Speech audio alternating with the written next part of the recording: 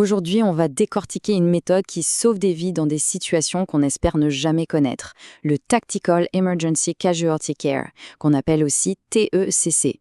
C'est un protocole de secours, mais pas n'importe lequel. Il est pensé pour les environnements civils les plus dangereux. La question de départ est à la fois simple et terrifiante.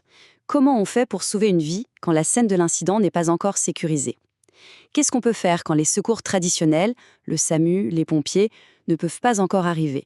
C'est à ce dilemme que le TCC tente de répondre. Bon, rentrons dans le vif du sujet. Imaginez un attentat ou une catastrophe. Il y a un moment, un laps de temps, qu'on appelle le fossé de traitement.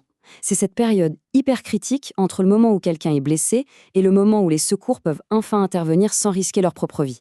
Et dans ce fossé, chaque seconde qui passe peut être fatale. Et le point absolument crucial, le voici. Dans ces situations, la toute première cause de décès qu'on aurait pu éviter, c'est l'hémorragie massive. Les blessures par balle, par exemple, ou par des éclats, ça provoque des saignements qu'il faut stopper tout de suite, bien avant qu'une ambulance puisse arriver sur les lieux. C'est précisément pour répondre à ce dilemme qu'a été mis au point le TECC, les soins d'urgence en contexte tactique. C'est un cadre de référence qui a été pensé sur mesure pour combler ce fameux et dangereux fossé de traitement. Alors, le TSC, qu'est-ce que c'est exactement? En fait, c'est un ensemble de recommandations, de gestes de soins qui sont basés sur des preuves scientifiques, sur ce qui marche vraiment sur le terrain. Et ces gestes sont spécifiquement adaptés aux environnements qu'on appelle tactiques dans le monde civil, là où la menace est encore présente. Il faut savoir que le TCC n'est pas sorti de nulle part. Il a été formalisé autour de 2011 et il s'inspire en fait de son grand frère militaire, le TCCC, sauf qu'on l'a adapté pour qu'il colle aux menaces qu'on trouve dans le monde civil. Et aujourd'hui, c'est devenu la référence pour la police, les secouristes et même, on le verra, pour des citoyens formés. Et c'est là qu'on touche à une différence essentielle entre l'approche militaire et l'approche civile, la flexibilité. Dans l'armée, avec le TCCC, tout est standardisé. Le matériel, la logistique, c'est carré. Le TECC, lui, doit être beaucoup plus souple, parce que dans le civil, les intervenants, l'équipement disponible, les moyens d'évacuation, eh bien tout ça peut varier énormément d'une situation à l'autre.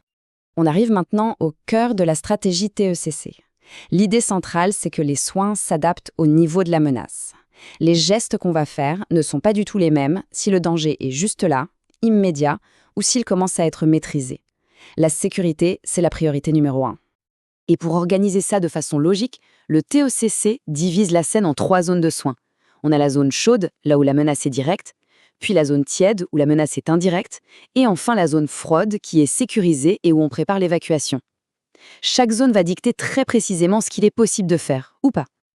Regardons les 2 premières zones. En zone chaude, la menace est active, c'est le chaos.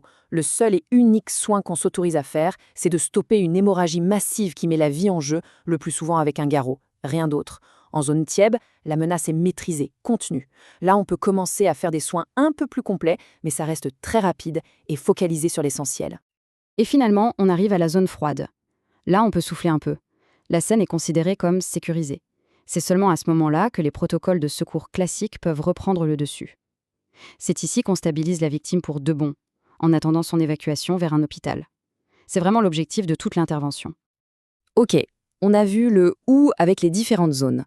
Maintenant, passons au « quoi ». Concrètement, quelle est la checklist à suivre pour sauver une vie? C'est là qu'intervient l'algorithme MARCH. C'est un moyen mnémotechnique tout simple, mais redoutablement efficace. Mais avant même de dérouler cet algorithme, il y a une seule phrase à retenir. Une idée maîtresse. La priorité absolue, c'est de stopper l'hémorragie massive. Tout le reste, absolument tout le reste, passe après. C'est la pierre angulaire de la survie dans ce genre de contexte. Alors, cet algorithme marche, décortiquons-le. M, c'est pour hémorragie massive. A pour airway, c'est-à-dire les voies aériennes. R pour la respiration. C pour la circulation. H pour l'hypothermie et les traumatismes crâniens. Et enfin, E pour l'évacuation. C'est en ordre de priorité très strict qui permet de traiter les menaces vitales les unes après les autres dans le bon ordre. Et cette façon de prioriser, est-ce que ça marche? Eh bien, les chiffres sont assez parlants. Des études menées dans le monde militaire ont montré que jusqu'à 90% des décès qui auraient pu être évités au combat étaient dus à des hémorragies. Le M de marche, il s'attaque directement à cette cause numéro 1, ça montre bien toute la puissance de ce protocole. Mais attention, le TCC, ce n'est pas l'affaire d'un seul héros qui agit dans son coin. Toute son efficacité repose sur une réponse coordonnée. Alors, qui sont les maillons de cette chaîne de survie? La vraie force du TXC, c'est qu'il s'adresse à plein de monde. Bien sûr, il est utilisé par les forces de l'ordre, la police, les unités spéciales, mais aussi par les pompiers, les ambulanciers, les médecins, et de plus en plus par des civils formés, des agents de sécurité, des professeurs ou même de simples secouristes. L'objectif ultime de tout ça, c'est de créer un langage commun pour sauver des vies. Quand un policier, un pompier et un citoyen qui a été formé connaissent tous l'algorithme marche, ils peuvent travailler ensemble de manière hyper fluide, même sous un stress énorme, sans perdre une seule seconde précieuse. Et tout ça, ça nous laisse avec une dernière pensée. Une question qui change un peu la perspective. Et si le tout premier maillon de la chaîne de survie, celui qui intervient dans les premières secondes critiques, c'était un simple citoyen, mais un citoyen formé? Le TECC donne justement les outils pour que ça devienne une réalité.